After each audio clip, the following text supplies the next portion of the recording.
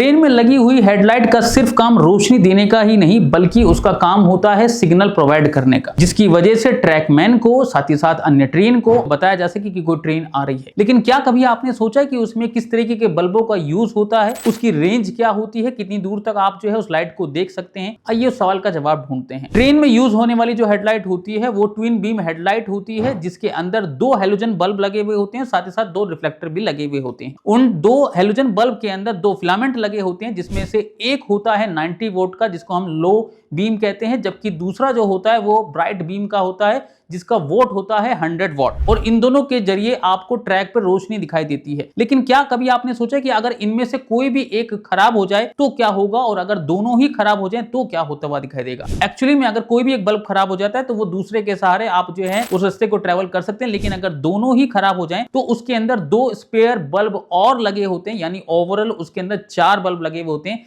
जिसके जरिए कोई भी लोको पायलट उस रास्ते पर चल सकता है। लेकिन आजकल की दुनिया में अगर हम बात करें तो आधुनिक ट्रेनों में अब इसका कम यूज होता हुआ दिखाई दे रहा है, बल्कि अब जो है एलईडी बल्ब का यूज हो रहा है। क्योंकि पहले जो ट्विन बीम हेडलाइट का यूज होता था उसकी रेंज होती थी 305 मीटर, जबकि अब जो रेंज आ रही है वो है 800 मीटर से लेके 1 किलोमीटर, यानी बहुत दूरी से आप पहचान सकते हैं किसी भी ट्रेन के आने जाने का, जिसके जरिए लोको पायलट को भी पता चलता है आगे वाले रास्ते का, जिससे पहले ही लोको पायलट को किसी रास्ते पर अगर कोई बाधा है तो पता लग जाएगा और वो समय अनुसार जो है उस ट्रेन को रोक सकता है। तो इसी तरीके की अमेजिंग जानकारी जानने के लिए जुड़िए हमारे साथ रेलवे के डिलाइव पर, और चैनल को सब्सक्राइब करना बिल्कुल ना भूलिएगा।